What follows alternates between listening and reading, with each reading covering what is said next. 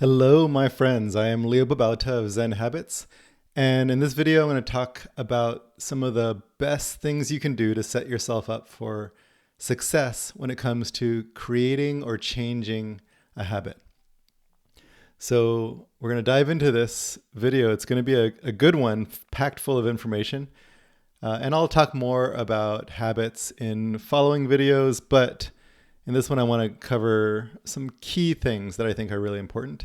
But before I do, I have a request for you, which is to leave a comment below and let me know if there's a topic you'd like me to talk about. From habits and changing your life to simplicity and mindfulness and eating healthy and all kinds of healthy habits, to frugality and finances, to mindfulness and changing your life in a deeper way. So let me know what you'd like. It could be work and productivity, it could be creative projects, whatever it is, relationships.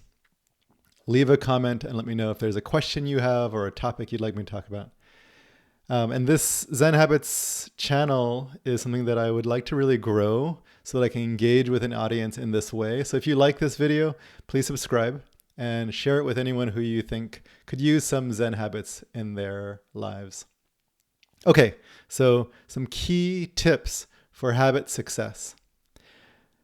The first one is if you are struggling to change your habits, to create new habits, really simplify down to one habit at a time. Now, I'm not saying that you should take that as a rule, that I should only ever do one habit at a time. But imagine you're trying to do 10 or 20 habit changes at once. You're really setting yourself up for failure because you're like, I have to do this, and then I have to do this, and I have to do this. And all of the challenges that come with changing a habit are multiplied by the complexity. And so if you're trying to do one habit versus 10, there's like more than 10 times as much complexity with that. So it's better if you're struggling to simplify. Now, there are cases where you could do a couple of easy habits, 2 or 3 easy habits, and you'd be fine.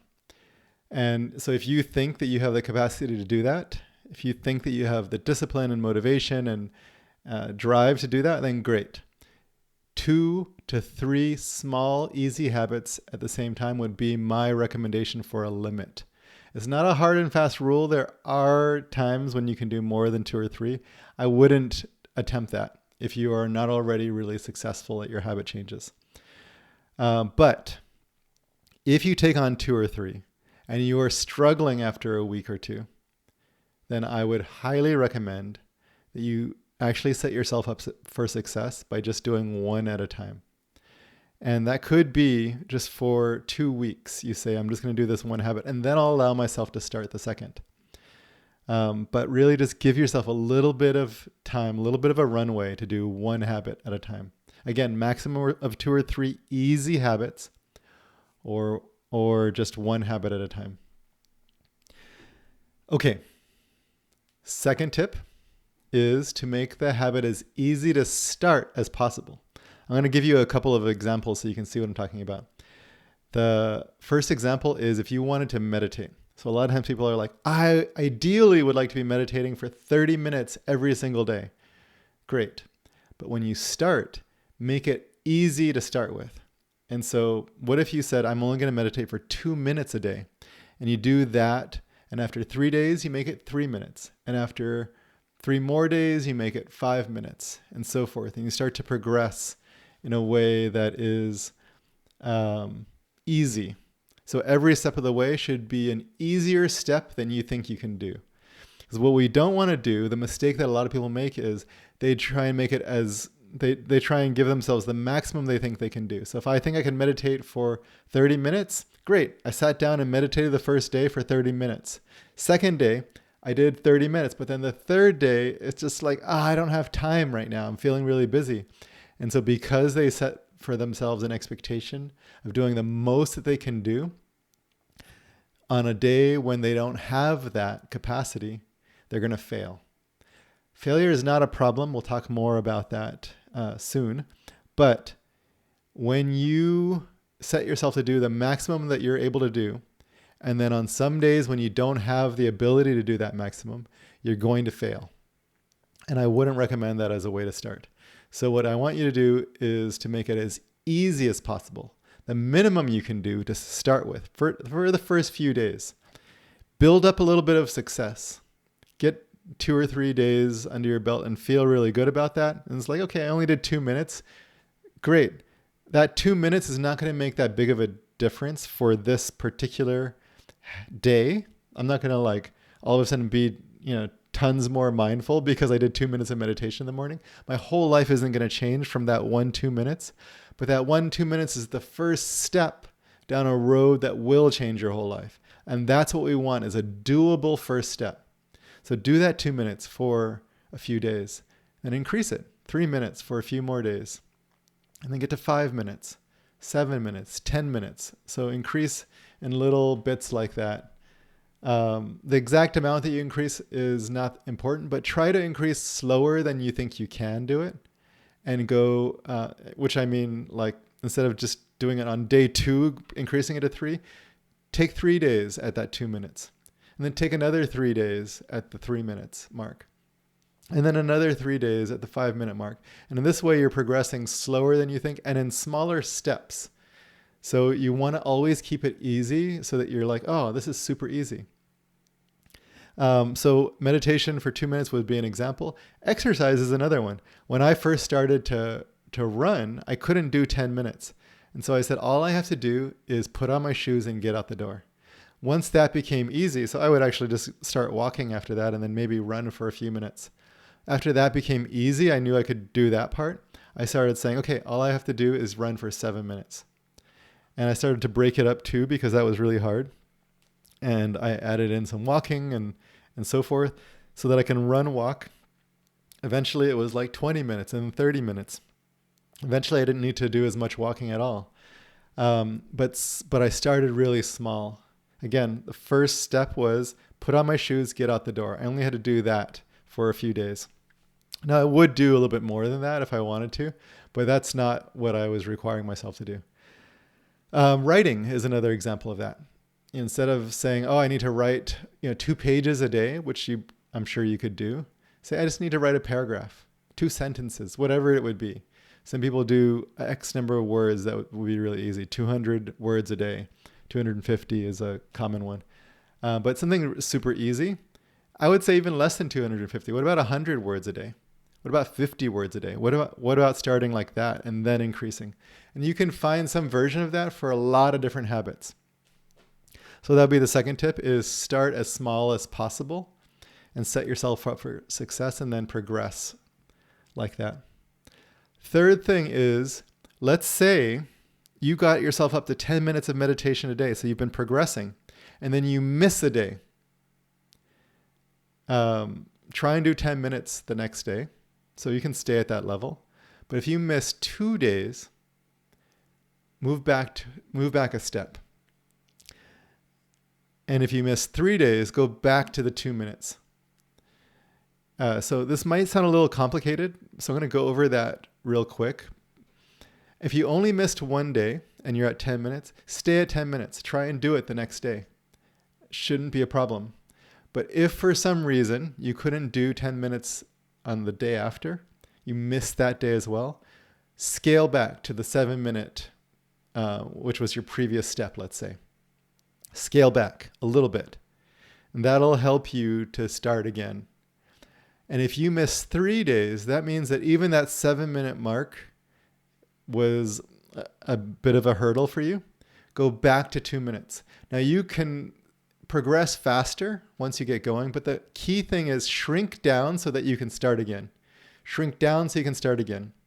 Move back a step so you can start again, or go back to the first step so you can start again.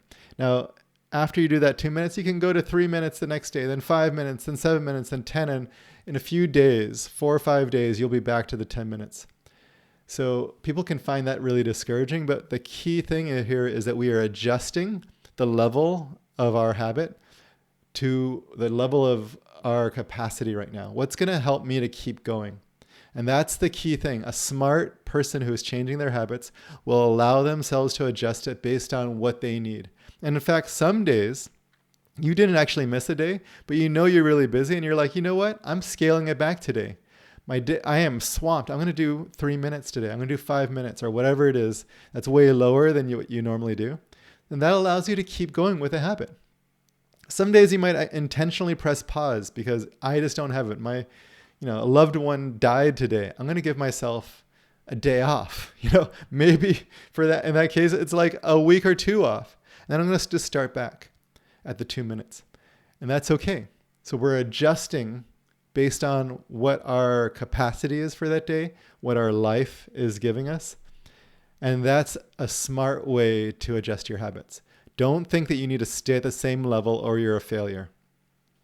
So that would be tip number 3 is adjust, especially if you miss a day or 2 or 3. Okay, 4th tip, set up some kind of structure so that you will remember to do this and will hold yourself accountable. So when I say structure, I mean, how are you going to remember? Will you have a reminder? Will you put a Post-it note somewhere? So if you wanted to floss your teeth, put a Post-it note on your bathroom mirror. Put a reminder on your phone. Put a reminder on your calendar. So how will you remember is one way to structure. And another is, are you going to check in with someone afterward? So maybe you commit to a group or a friend, an accountability partner, 2 or 3 accountability partners. We're going to check in with each other every single day while we do this habit. And you might be doing the meditation habit. They might be doing a walking habit. So the person is doing a yoga habit. So the person is doing a writing habit. That's totally fine. But you all have committed yourself to doing something and checking it at a regular cadence. Could be weekly. I think daily is actually a really good idea. Okay. 5th tip, find some way to encourage yourself and reduce the discouragement that you would normally do. So let me talk about that. What we normally do is the opposite of what I just recommended. We discourage ourselves. So for example, I missed a day. This sucks. I can't do this. It's too hard. And so we find ways to discourage, like this is too hard or this is pointless is another thing that we tell ourselves. These are discouraging things. And what they are really meant to do is to keep us safe. Because if I tell myself it's too hard, what is that designed to do? Stop me from doing it. If I tell myself that it's pointless, what is that designed to do? Stop me from doing it. So we tell ourselves these discouraging things. And what I really want to, and we don't do a lot of stuff to encourage ourselves because it feels really stupid to encourage ourselves. And this is perfectly calibrated to have us not do the habit, which will keep us safe. We're trying to keep ourselves safe by not doing the habit subconsciously. We don't realize we're trying to keep ourselves safe. We think, I really do want to do this. But then when push comes to shove, when we're confronted by our fear and discomfort, we will revert to the habits that keep us out of doing this habit. And one of them is finding a discouraging thought and then not encouraging myself. So if that's you, I want you to flip that. All the things you would tell yourself that would be discouraging, I want you to minimize those. Just be like, too hard, I can do hard things. I've done way harder things than this. Or pointless, man, this has a point. This is going to matter. Maybe not today, maybe not tomorrow, but over the long run, this flossing habit, this meditation habit, this writing habit, this is going to matter to me. And I would rather be the kind of person who sticks to his word or her word to herself. I want to be the kind of person who does the things that will pay off in the long run, is investing in my long-term health and happiness. I don't want to be the kind of person who just tells himself it's pointless and then just gives up. So what I'm going to do here is, even though it feels pointless, I'm going to do it. I'm going to find ways to encourage myself to think about the long-term effects that I'm trying to shoot for here and minimize all of these little obstacles that I'm throwing in my way. Okay, so encourage yourself would be like, man, great job. You did 1 day of the habit. Freaking celebrate. Let's dance. Let's tell someone about it. Let's, pat yourself on the back. Do these encouraging things. We rarely encourage ourselves. And we don't get encouragement from others either. So find ways to get encouragement from the group that you're talking to. If you would like help with that part, come into my Fearless Living Academy. It's my membership program where you do a monthly membership, and we have monthly challenges for things exactly like this. We have groups and a bigger community to encourage ourselves and to hold ourselves accountable. So all the stuff that I'm talking about here, we do in FLA, Fearless Living Academy. So come join that. Okay, last tip for today, and I'm going to go deeper into habits in subsequent videos, but I wanted to give you some real key tips for success. So the last tip for today is that failure only is a spotlight on where we still have some learning to do. What we normally do is we take failure as some kind of judgment on my lack, my inadequacy. So if I failed at doing this habit, I haven't done it for the last 4 days.